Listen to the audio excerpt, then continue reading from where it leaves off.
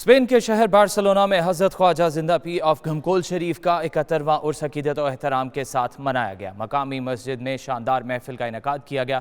نبی کریم صلی اللہ علیہ وآلہ وسلم کی شان میں گلہائے عقیدت کے پھول بھی پیش کیے گئے۔ دیکھتے ہیں شاہد احمد شاہد کی اس رپورٹ میں۔ اسپین کے شہر بارسلونا کی مسجد فیضان مدینہ میں عرس شریف کی محفل کا اہتمام کیا گیا، جس میں بارسلونا کے گرد و نواح سے حضرت زندہ پیر کے مریدین اور عقیدت مند لوگوں نے بڑی تعداد میں شرکت کی۔ محفل میں پاک یورپ کے معروف نعت خواں قاری زاہد لطیف نے نعت رسول مقبول پڑھ کر نبی کریم صلی اللہ علیہ وسلم کی شان میں گلہائے عقیدت کے پھول پیش کیے۔